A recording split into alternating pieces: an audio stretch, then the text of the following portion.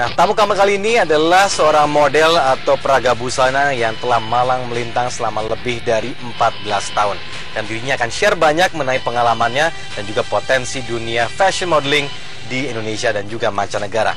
Langsung kita akan berbincang-bincang dengan Laura Mulyadi.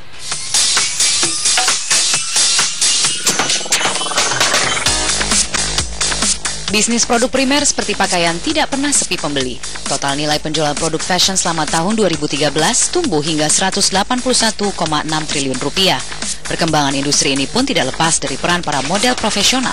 Lenggak-lenggok mereka di atas panggung peragaan busana menjadi ujung tombak pemasaran produk fashion. Meski awalnya ditentang orang tua, namun keyakinan Laura Mulyadi menekuni profesi ini membawanya menjadi salah satu model papan atas di Indonesia.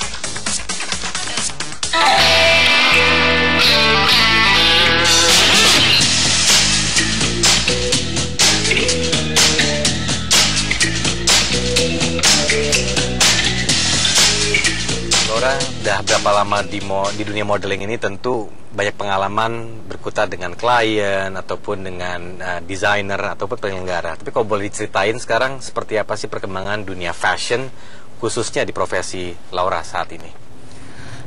Kalau menurut aku sendiri, fashion di Indonesia itu perkembangannya sangat pesat. Selain juga semakin banyak fashion week, jadi sekarang banyak mall, tidak hanya di Jakarta tapi juga di kota-kota lain.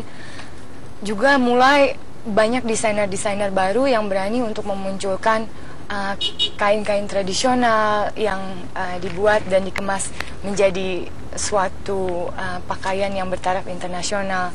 Dan sekarang banyak juga desainer-desainer Indonesia yang mulai mau dan mulai berani untuk menunjukkan pakaian, kreasi, mungkin sepatu, desain mereka di dunia internasional. Dan itu buat aku suatu kemajuan yang sangat pesat ya, terutama untuk profesi aku dan teman-teman di dunia modeling juga. Kami memiliki lapangan yang lebih besar lagi sekarang, dan sekarang pekerjaan model itu terhitung bukan sebagai batu loncatan, hanya sebagai batu loncatan, karena banyak yang berpikir, oh model batu loncatan untuk ke profesi yang lain. Tetapi sekarang masyarakat mulai mengetahui kalau ini adalah suatu profesi yang bisa ditekuni dengan serius. Profesi yang bisa ditekuni secara serius. Tadi kan kamu bilang kuehnya semakin besar nih ya, lapangannya semakin besar. Tapi kan juga peminatnya besar nih, khususnya model-model baru lahir semua di beberapa daerah. Kemudian satu lagi yang perlu kita tidak boleh lupakan, bahwa banyaknya masuk model-model dari luar kan, model asing yang juga bekerja di sini. Nah, bagaimana sih sekarang persaingannya khususnya di orang-orang yang menekuni profesi yang ini?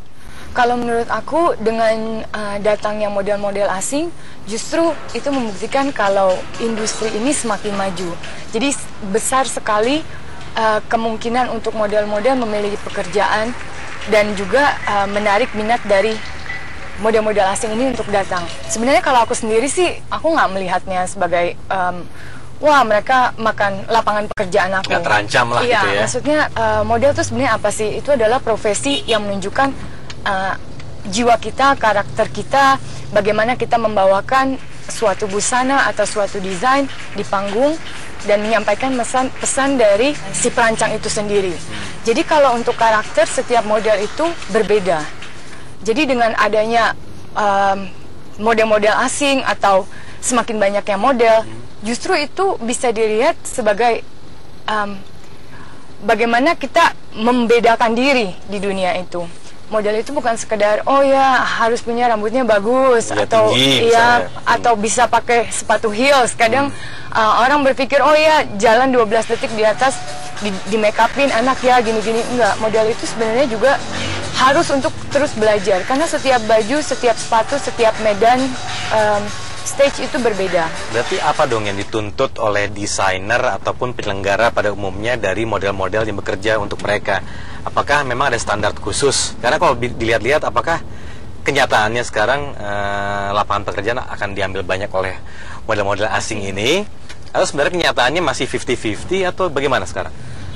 Kalau menurut aku sendiri, memang kalau di dunia fashion itu ada satu ketetapan ya untuk tinggi, ukuran badan itu memang seluruh dunia itu pasti.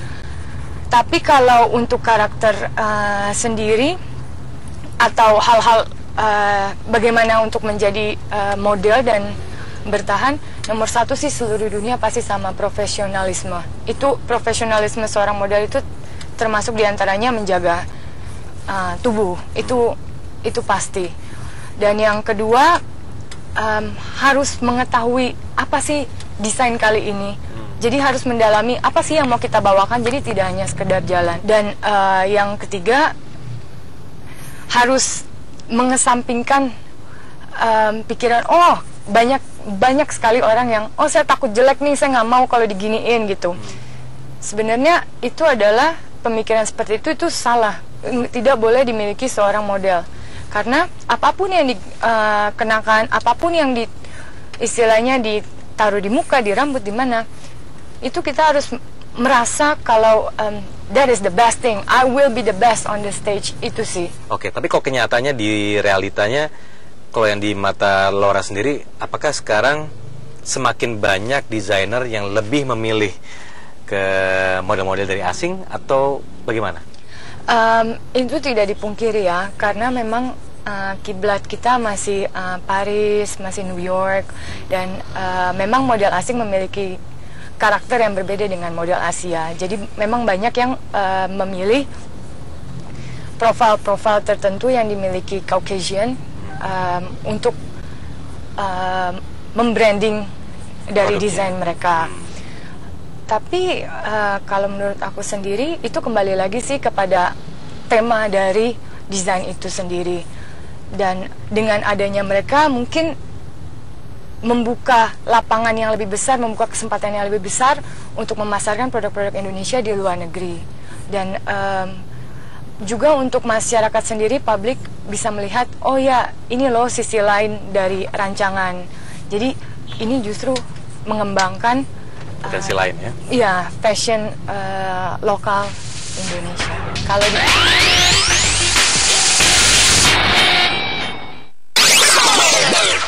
Setiap panggung peragaan busana memiliki konsep dan karakter yang berbeda.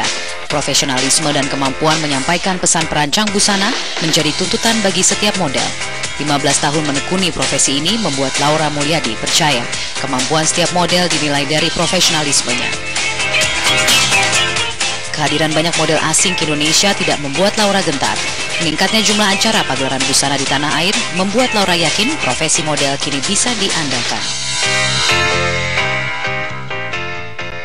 Oke, Laura tadi cerita bagaimana bahwa persaingan di industri ini semakin luas dan juga tidak menutup kemungkinan potensi-potensi Indonesia lebih dikembangkan lagi. Tapi kalau melihat dari penghargaan atau misalnya tuntutan brand terhadap seorang model dari seorang desainer ataupun dari pelaku industri terhadap model-model dari Indonesia maupun dari asing misalnya, seperti apa sekarang? tuntutan dalam hal harga misalnya. Kalau menurut aku sampai saat ini sih cukup stabil ya, dan juga model cukup dihargai. Cuma memang kendala di Indonesia adalah satu hari mungkin, karena terutama di Jakarta ya, mungkin kemacetannya kali ya. Kalau untuk harga sendiri sih masih fair, masih adil. Jadi sesuai dengan tingkat kemampuan kita, sesuai dengan tingkat kesulitan dari apa yang harus kita bawakan, pakaiannya, mungkin adegannya, itu masih terhitung cukup adil. Cuma memang kesempatannya tidak sebesar model-model dari asing gitu. Mungkin enggak. Kalau dibanding dengan model asing, mungkin perbedaannya adalah mereka mendapatkan privilege yang lebih. Kayak misalnya untuk casting mereka ada yang mengantar. Lalu mereka biasanya memiliki asisten yang selalu standby. Terus istilahnya saya tahu jam segini nyampe di lokasi, sampai di lokasi, make up, show selesai, pulang. Perbedaan dengan model Indonesia, semuanya oke, kita mendapatkan jadwal, berangkat sendiri, ini sendiri, semuanya sendiri. Lebih independen dong ya? Tuntutan pekerjaan model Indonesia. Mungkin karena juga mereka ada keterbatasan bahasa juga. waktu atau lainnya sih. Tapi kalau untuk penghargaan dalam imbalan yang aku dan teman-teman rasakan sih sampai saat ini masih adil sih. Jadi memang pengalaman kita jam terbangnya udah berapa lama, terus udah gitu apakah kita mampu menguasai panggung seperti apa, itu masih syukur pada Tuhan masih dihargai. Tapi kalau melihat dari perbandingan kan kalau saya baca Laura sempat bekerja dulu di Belanda, kemudian dia menjadi model di Indonesia juga. Nah, ada tidak suatu perbedaan yang sampai saat ini Laura rasakan itu bentuk penghargaan terhadap atau imbalan terhadap para model-modelnya? Kalau perbedaan pertama sih pasti currency ya. Enggak, kalau di sana itu ini di luar currency loh ya. Oh, di luar currency. Oke, patokan harga awal modeling sih, awal menjadi model. Mereka di sana kayak misalnya 300 euro untuk model baru. Semua dari negara apapun patokan harga 300 euro. Kalau memang misalnya jam terbangnya sudah tinggi, sudah punya nama, itu lebih. Tapi biasanya model asing yang berdatangan sama kayak di Singapura, sama kayak di Paris, biasanya ada standar harga. Oke. Kalau di sini memang masih masing-masing itu berbeda. Jadi belum benar-benar ada patokan harga berdasarkan level gitu. Iya, untuk model awal itu berapa itu masih tergantung apakah pernah main iklan atau apa masih agak vague ya. Oh, oke. Jadi itu sih yang aku... Berarti tergantung pinter-pinternya individu untuk bisa menentukan dong ya berapa saya menentukan harga saya misalnya gitu.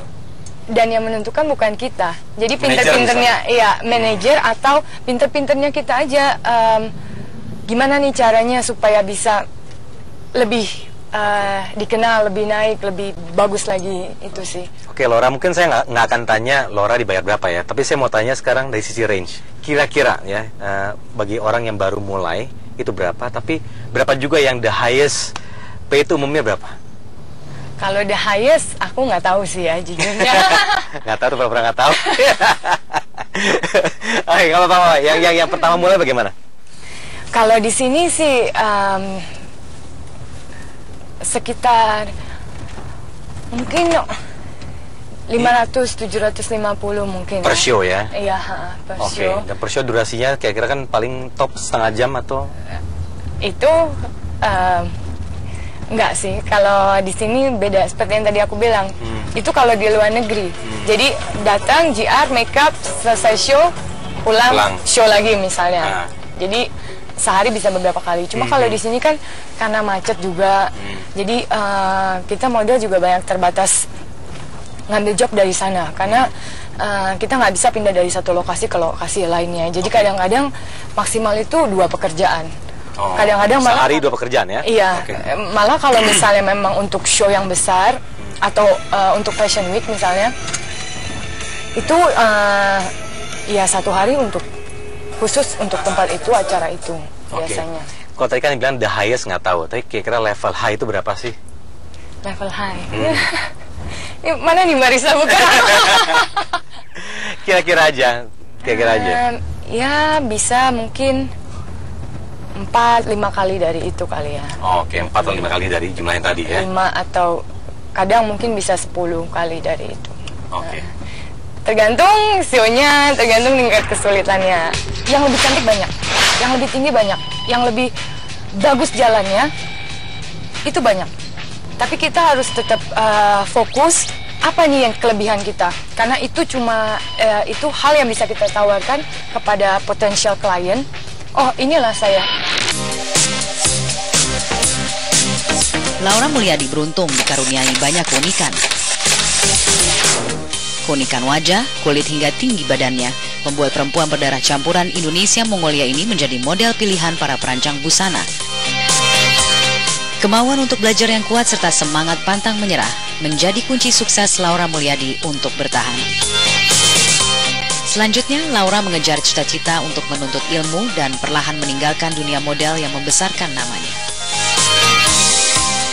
Laura kan sudah berpengalaman juga untuk show-show di luar negeri atau mancanegara. Boleh ceritain nggak perbedaan tuntutan dalam pekerjaan sebagai seorang model di luar sama di sini seperti apa sih? Ya seperti aku bilang tadi, setiap runway, setiap catwalk, setiap negara itu punya karakter masing-masing berbeda. Kayak misalnya di Indonesia, karena kita mungkin melihat fashion show itu bukan hanya untuk memasarkan busana, tapi juga salah satu entertain. Jadi kadang modal itu harus bisa menari, bisa lip sync, bisa apa yang dimau oleh desainer dan penyelenggara.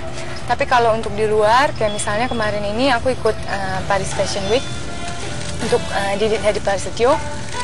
Itu memang fokusnya untuk memberitahu kepada publik, ini loh koleksi terbaru dari seorang desainer. Jadi memang itu kalau jalan harus sesuai dengan standar mereka, lurus, nggak boleh gerak bahu, nggak boleh gerak pinggul. Memang benar-benar harus lurus karena fokusnya adalah untuk mendapatkan foto terbaik, untuk memberitahu kepada publik ini loh koleksi fall winter. Jadi setiap negara sih berbeda-beda, makanya aku bilang modal itu harus terus mau untuk belajar, karena tidak bisa hanya mengandalkan oh ya saya bisa jalan ini, bisa jalan memasarkan celana jeans belum tentu bisa jalan kebaya. Jadi memang tuntutannya itu berbeda sih. Oke, tapi kalau tadi kan Laura jelaskan sekarang dunia modeling itu sudah bukan merupakan batu loncatan lagi. Nah sekarang dengan berapa tahun Laura berkutat di bidang ini, so what's next gitu for Laura? Aku sekarang sih pingin untuk sekolah lagi sih, bener-bener nekunin sekolah. Jadi aku ingin belajar accounting. Accounting, oke. Ya. Dan untuk berikutnya, aku masih belum bisa sih jujur aja melepas pekerjaan aku, karena di sini aku menemukan kebahagiaan gitu. I love my job. Jadi untuk masa transisi mungkin pelan-pelan untuk meninggalkan dunia ini. Berarti sudah ada kata meninggalkan, sudah ada planning dong ya. Berarti akan tidak fokus lagi di sini. Kenapa Laura? Apakah kan tadi Laura bilang ini bukan batu loncatan, bisa dikembangkan harusnya. Ada nggak kira-kira yang Laura juga ingin lakukan di dunia modeling sebenarnya? Kalau aku orangnya sebenarnya simpel sih ya. Hidup kita kan pinginnya bahagia, pinginnya sukses. Kalau buat aku sukses itu adalah bisa melakukan pekerjaan yang aku cintai dan menurut fase hidup kita gitu kan. Waktu aku masih pelajar, aku pinginnya lulus dapat universitas bagus. Dulu udah gitu aku pinginnya waktu jadi model, aku pingin jalan di Paris, aku pingin foto aku di Vogue, di L'Official gitu kan, itu pasti kan. Syukur pada Tuhan aku dapat bisa lihat dunia, bisa ya meraih apa yang aku pingin, aku mimpikan. Sekarang aku seorang istri, jadi ini fase kehidupan aku yang baru gitu. Aku tidak bisa meninggalkan dunia aku yang aku cintai, fashion untuk saat ini, tapi pelan-pelan aku mau menikmati dan menjadi sukses menjadi seorang istri. Dan tidak menutup kemungkinan aku akan pindah negara. Jadi cuma knowledge, jadi pengetahuan yang bisa aku bawa kan. Dan menurut aku ya kalau misalnya memang suami aku punya pekerjaan, mungkin aku bisa membantu. Nah salah satunya aku pengen sekolah lagi. Wah ini suaminya kalau nonton, aduh gitu langsung gitu ya. Oke Laura, tapi apa sih impian Laura yang sekarang selain menjadi seorang istri yang sukses? Adakah keinginan Laura juga untuk, setidaknya input gitu ya? Kan Laura sudah berpengalaman seperti ini. Kira-kira bagi orang-orang yang juga ingin berkutat di dunia fashion, apa sih yang perlu mereka siapkan? Pertama mental. Nomor satu mental sih. Ditolak, gagal, itu bukan berarti kita kalah, menyerah. Itu artinya justru kita berani buat mencoba, itu udah menang satu langkah baru. Karena di dunia ini, mau setinggi apapun nama kamu, mau setinggi apapun bayaran kamu, penolakan pasti akan terus ada. Yang kedua, ya jaga diri, jaga hati sih. Kenapa harus begitu? Mau nggak mau ya, modal itu harus memiliki fisik tidak hanya sehat, tapi juga harus kuat dan bersih. Ya karena ini yang kita inilah modal kita, modal awal. Itu jaga diri kan? Ya. Jaga hati? Jaga hati. Dunia ini menawarkan banyak arah. banyak mungkin yang bisa-bisa kaget karena keglamorannya, atau karena memang dunianya yang bertemu dengan banyak orang beda. Jadi kalau misalnya hati kita tidak kuat tujuan kita maunya seperti apa, motivasinya ya masih, oh saya pengen terkenal, oh saya pengen ini, masih belum fokus apa yang kita mau, itu gampang untuk ke arah yang lain. Dan itu banyak contohnya seperti itu ya? Banyak. Dan itu mungkin karena belum kuat secara mental. Iya. Dan jaga pikiran, kalau menurut aku sih ya kita harus terbuka sih, karena di sini yang lebih cantik banyak, yang lebih tinggi banyak, yang lebih bagus jalannya itu banyak. Tapi kita harus tetap fokus apa nih yang kelebihan kita, karena itu cuma itu hal yang bisa kita tawarkan kepada potensial klien. Oh inilah saya, inilah misalnya, inilah Laura seperti ini ya. Kalau menurut aku sih itu. Dan satu lagi, kalau memang misalnya tinggi badannya tidak mencukupi, itu bukan berarti oh ya udah saya ya udah nyerah. Enggak, tapi lihat aja, mungkin kamu bagus di foto, mungkin kamu bagus di dunia yang lain, tapi memang model itu memang ada standarnya untuk ukuran badan, ukuran tinggi. Jadi ya jangan menyerah, karena you fail if you don't try. Coba, tapi kalau memang misalnya itu model catwalk bukan jalannya, mungkin bisa photoshoot, karena di Indonesia ini sangat luas, pekerjaan setiap hari ada. Jadi ya jangan malu-malu untuk tanya senior atau tanya sekeliling, mengakui kita kurangnya apa. Karena ini bukan zamannya lagi, oh ya kita harus menghormati senior, takut sama senior. Enggak, justru karena kita tanya sama senior, gimana nih caranya ngadepin desainer ini atau sepatu ini, itu sih kalau menurut aku. Oke, atau tanya ke Laura juga bisa dong ya. Laura, terima kasih banyak. Terima kasih. Bersedia saya curi waktunya untuk bisa sharing. Terima kasih. Semoga terus menginspirasi dan sukses, menjadi istri yang sukses. Amin. Dan juga hidupnya bahagia ya. Terima kasih banyak.